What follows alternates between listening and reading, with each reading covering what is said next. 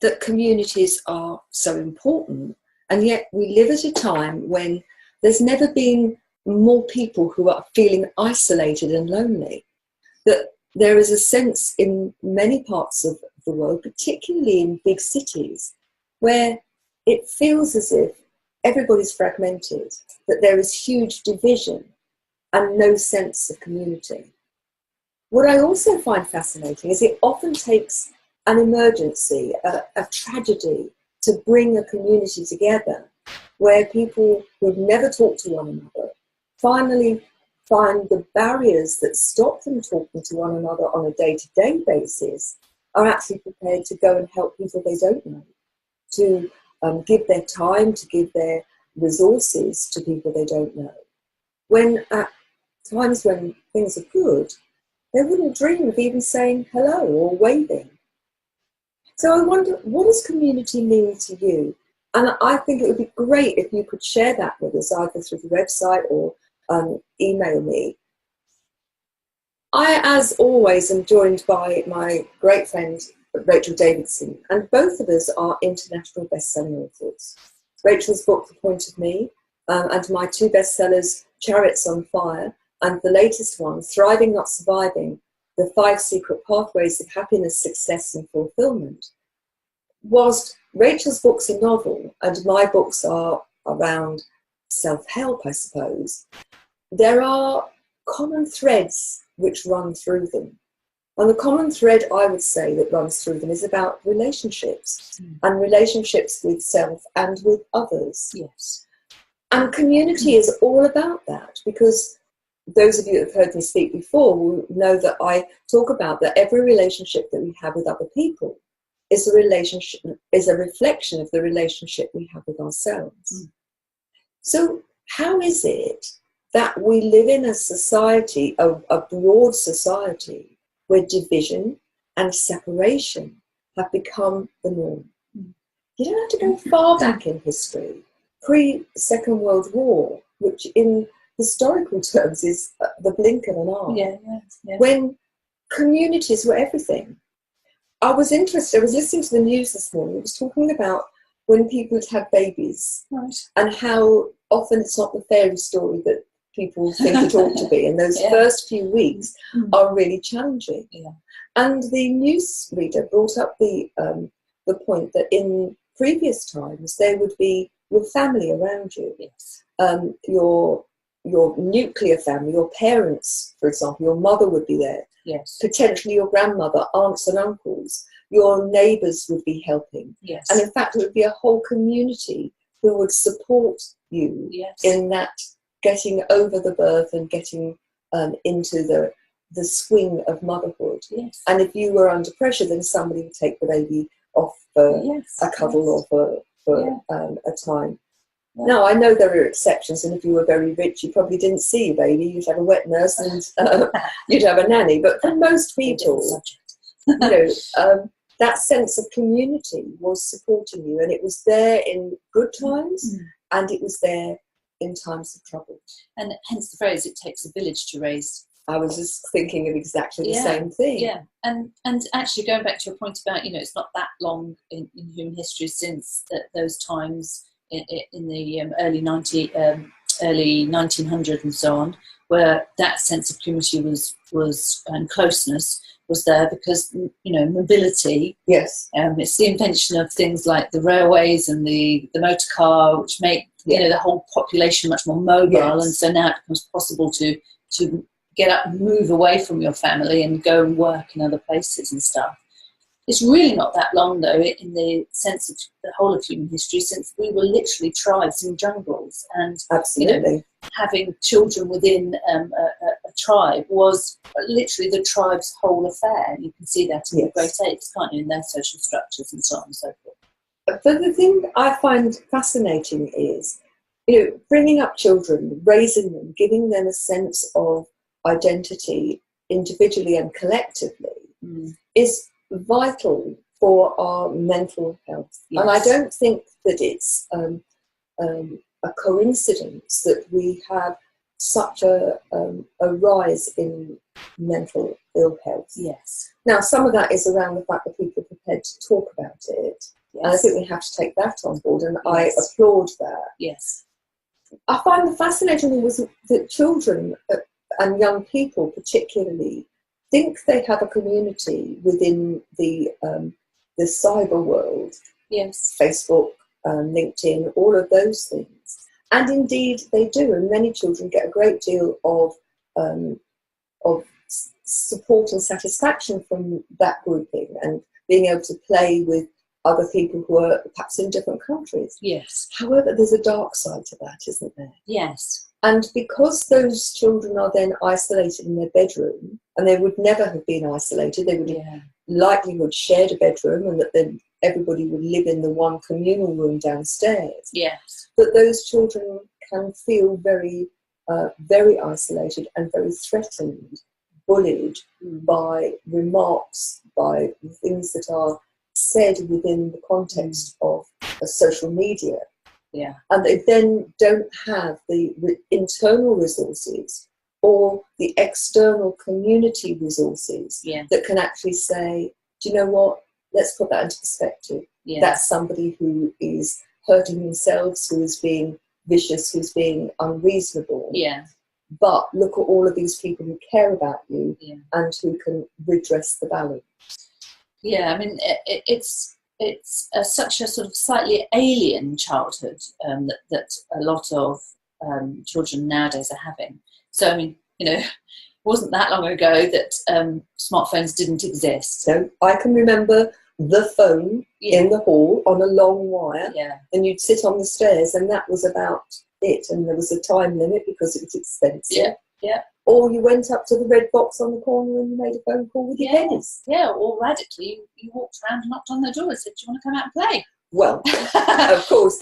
Actually, as a child, you would never think of phoning a friend, would you? The phone was used for adult business. Yeah, definitely. And as somebody who sort of spans that, because I remember those days, and then obviously I've got a smartphone now, I think I'm slightly fooled into thinking that I know what it must be like to have like your network of friends online, but I have to keep reminding myself that I don't, because for my daughter and my son, that's all they've really known. Yeah. So they have a completely different perspective on it, and a more absorbed perspective. So when I'm sort of saying, you know, phrases like "don't spend too much time on your screens," "you want to be out and about," you know, this, I'm pretty certain that they don't, you know, because I'm thinking of my childhood. They don't get it. They don't get it. They don't understand it, and that's. I know there's lots of commentators out there that talk about this sort of, you know, the danger to society about the online communities that get built, and how false and how fundamentally they don't feed us in that. They don't feed your soul in quite the same way. Yeah, which we are all still hardwired to need. Yes.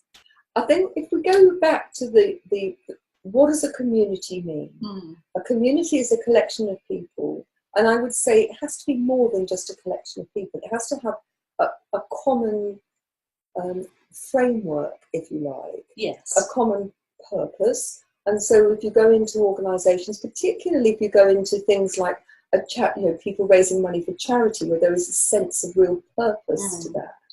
But I also think, you know, communities can be around their spiritual or religious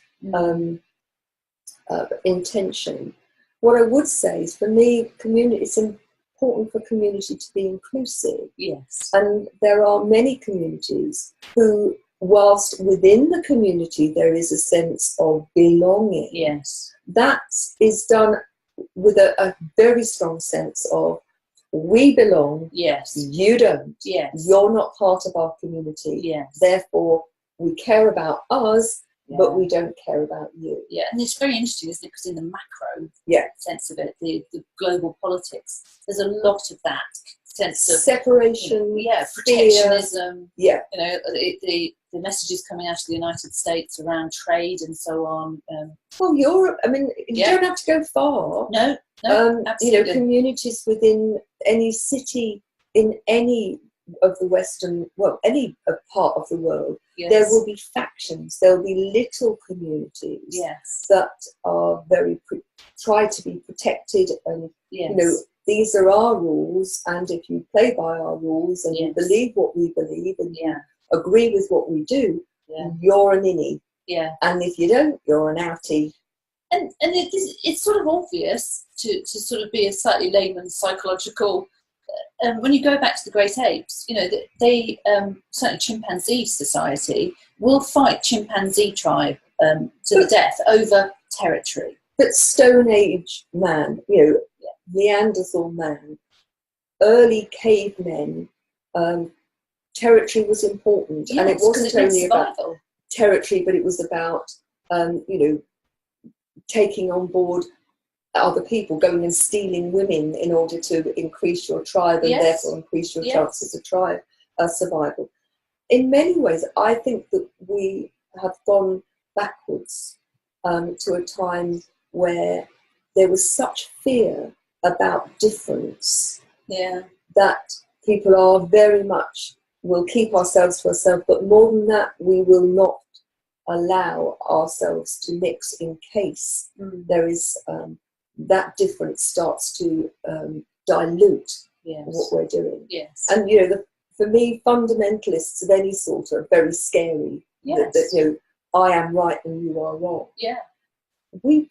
I believe there has to be a change. I believe if we as a species, if we as a world are to survive, we need to recapture a sense of community, but actually to take that to a new dimension. I think this is why some of the sci-fi series are so popular, Star Trek in particular, for instance, where it paints a picture of humanity's societal structure as no longer being about countries and regions. And how many heads you've got, or how many eyes, and where they happen to be. Yeah, there's a federation that is, you know, a group of, certainly the whole of Earth, and there's no concept. I mean, you know, let's not get too clever about this because it is an American series and they do have that sort of, you know, slight bent on it. But Enzo is a vision of the future of how humanity has forgotten about these, you know, artificial borders and artificial community statements, you know, based on perhaps the religion you choose to follow, or based on, you know, relatively arbitrary things, and just accepted that actually we're all humans and that is our community. Well, if you go, I mean, even now, where you live, the colour of your skin, the shape of your face, all of those things are going to, for many people, be the determining factor whether you are part of my community or you're not. And I think the division is all based on fear. And there is much in the news, there is much about the way our leaders lead us, that they make the mouth noise that says let's be together, but the actions are very much of we need to be apart. And I think for the normal person in the street, their sense of, well, what am I supposed to do about it? And I would say to anybody who's listening to that, you can do a huge amount about it. You know, have you spoken to your neighbours in the last month? Do you know who they are? Is there somebody down your street who is elderly and could do with a little bit of help? And I know people are frightened of getting involved because they've got busy lives and things. But if you're shopping, it doesn't take much to buy an extra bottle of milk or to get some bread or whatever for your neighbour. If you've got a young family, you know, and the wife or the mother is there on her own all day, you know, just saying hello and stopping and having a chat can make the difference to that person in terms of whether their day is the whole day spent with a screaming child or with no adult conversation, and feeling that actually somebody's noticed you. And for me, community is about being noticed, being listened to, being validated, and recognizing that whilst we are all different, we each have something to bring to that community. And I'd like to think that there is a sea change. There is a start of people recognizing that not only do we benefit as a a race, a human race, to have communities that are close-knit and caring. Yeah. But ultimately, we personally get something out of it as well. Yes. Because if you look at the happiness research, you will see that people who live in close-knit communities where they know that they matter, it doesn't matter about the material wealth. And in fact, many of the highest levels of happiness were found in the poorest communities. Yes. Yes. Now, I don't want to have a Disney World vision of this, okay? There are factions and difficulties because humans create drama. Yeah. We were talking, weren't we, yesterday about for many people drama is their norm, and if it's too samey, then they create drama. Yes, yes. But ultimately, you need to know you matter. Yes. You need to know that somebody cares about you. Yes. And that, you know, having the more people who fall into that category, and the more people you care about, the greater the compassion, the kindness, and the love.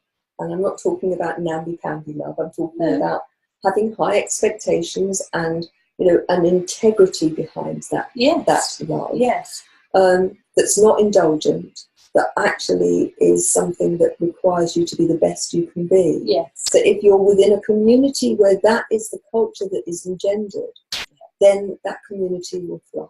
Yeah, because you only have to look at the extremes of the opposite of that. Yes. I'm reminded actually of the film Castaway, where Tom Hanks plays a character where he's marooned on a desert island for a long period of time. I can't remember exactly how much. And you know, he's on his own on a deserted island. And he goes and creates his own community with characters. One of them is a ball. Yes. And he talks, and you know, he's slightly out of his own head because of being on his own. But you see, that's interesting, isn't it? The demonstration that if you're literally on your own, the effect on your psychology, your mental health can be significant. But for me, the interesting thing is you don't have to be physically on your own to be on your own. Yeah. And many of the people that I work with and talk to and see are feeling very isolated, even though they're surrounded by people. Yeah. Because they don't feel seen and they don't feel heard. Yes. And in many ways, I think that that's even more damaging, because you can see or you perceive, it's not always the reality, that everybody else has got somebody else who cares. Yeah. Everybody else is seemingly having a good time. Yes. And you are on your own. Yes. And, you know, if you look at the rise, for example, in the number of suicides or attempted suicides, one of the things that you often hear reported is people say, I felt so alone. Yes. I didn't feel there was anybody I could reach out to. Of course, that may not be the reality, but it is their reality. And I think we need to make the distinction. And let's face it, it can take a lot of courage, a lot of strength to, if you are feeling lonely and embattled and ashamed perhaps of whatever aspect of you.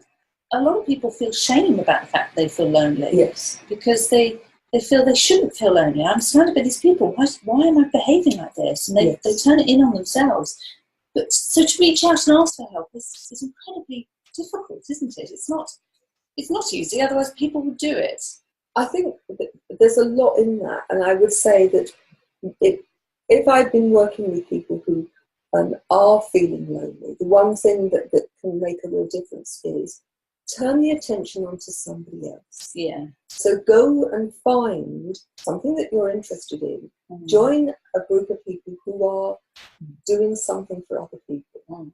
Now, it's a triple whammy for me, really, because in the first instance, it's an easy entree. Yes. Because there's a need to raise money for cats or for the British Heart Foundation or whoever. Yeah. And so you don't have to explain why you're there. Everybody knows why you're there. Yeah. There's a common purpose. So even if you are very different people, you at least have that in common. It's got a structure, and so you can give as little or as much time and energy as you want. Yeah. But also, in the doing something for other people, that fills you up. Yes. Now, I also talk about the fact you need to fill yourself up first. And I think, recognizing that you're doing this activity in order to fill yourself up. Yes. That's fine. Yes. But, if you meet people and you're shy about meeting people, the best way to feel confident is to talk to them, ask them. Yes. Generally speaking, people will respond if you say, "Hi, how are you? Where have you come from? Is this the first time you've been here?" Yeah. And that you rather than being worried about what you're going to say, if you've got a half a dozen simple questions that you can ask, you take the focus off you. Yes. And if you go into a room, look for the person who's on their own and go and rescue them. Yeah. That will make you feel good, and my goodness me, it will help them and make them feel good too. Yes. Simple acts make a community. Yeah. It's not complicated. The what's complicated is the meaning that we make of it, the rules that we create around it, which are generally speaking about being exclusive. Yes. And it is true that you can, in your own head, create definitions of community. Yes. So when I'm driving, I think of myself as in the community of drivers. And if I am able to safely let somebody into this flow of traffic or whatever, then this is my little good turn. And, I quite enjoy actually sort of doing a certain amount of good turns as I'm driving to wherever I'm going. It's not a massive thing in my life. I just sort of remind myself every now and again that that's a nice thing to do, pass it forward, whatever. And I haven't actually had any, other than a wave and possibly a flash of lights to say thank you or. But then that's the point, isn't it? You don't. It's not about the expectation of reciprocity. But that you are doing something because it's a nice thing to do. Yes. I mean, it's one of the reasons. All of this is one of the reasons why I've set up the Thrive Together Tribe, to create a community of like-minded people who really want to make a difference in the world. Yeah. And for me, it's about supporting people to become the spiritual leaders, the matriarchs and patriarchs of their family, of their nuclear community, and actually reaching out for people to be a safe place, non-judgmental, where people can be seen and heard and feel validated. And so, if you're somebody who is struggling to feel a part of a community, come and try it out. You can find it on the website, and we'll put a link in the comment box. But also, for me, part of the Thrive Together Tribe is about creating a broader community, an international community, where we can then reach out and support other communities in the development of communities. Yes. And one of the things that would be really interesting would be to know, what does community mean for you? If you're hearing and seeing this today, what are the communities you belong to, and what do you think is the underpinning things that make those communities so important to you and make them work? And if your community you feel could be even better, what are the things you'd like to see that would make that community stronger? And I don't mean stronger in the sense of strong and other people outside weak, but stronger in terms of perhaps more inclusive. Yes. To be doing more for those people who are on the peripheral, the young, the old. I mean, you look at youngsters today, I mean, the problems that youngsters are experiencing today, I think are so far out of our experience. Those of us that, well, I'm 65, so, I'm getting on a bit now. But, the pressures educationally, so much fun, I think, is being, because politicians are attempting to take the fun and the curiosity out of education and make it all about a very set curriculum. You can't measure fun. No. And I don't think adults are having enough fun too. I think we need to play much more, to laugh much more. I think, the sharing the ridiculous can be a really great way of supporting the community, so long as that's not at somebody's expense. But, the pressures of social media, the pressures of, I can remember as a head teacher saying to children, if you work hard, you do well at school, there'll be a great job for you. That's not the case now. And I know many people who've got great degrees, first-class degrees, masters, even, PhDs, who can't get work. Yeah, yeah. And so our kids are living in a society where, we look at the pressures on the environment, and they're worried about, will there be a planet when they bring their children into the world? Yeah. Will they, how old are they going to be before they can retire? I mean, in the UK, it's 70 now. There's, I think, essentially, I'm going to be 93 before I can retire. Yeah. The pressures that they are living under, I think, are immense. And so it's more and more important that we, as the grown-ups, help them by creating a supportive network, a supportive community that will enable those youngsters to be able to try things out, to fail, and to feel that they can fail and grow and learn from that failure. And know that there's a safety net there that will help them, that there are mentors and people who are going to model the courage and bravery that it takes to step outside of the peer group and to do something that's a bit different. If we're going to have solutions to our incredible difficulties, we're going to need people who are going to be prepared to be brave enough to think outside the box. And I think that's a very important point, because I think for a long time, as we sort of move through the 1900s and 20th century and into the 21st, there's been a concept, certainly in the Western way of thinking about life, of the individual being all powerful. Yes. But I think, well, when was Margaret Thatcher? 1980s. It was all about me. It was all about the individual. I think a lot of damage was done to that sense of community and how important that was. And communities were ripped apart. And I don't want to get political in the sense of political parties about this. But that ideology that was behind that.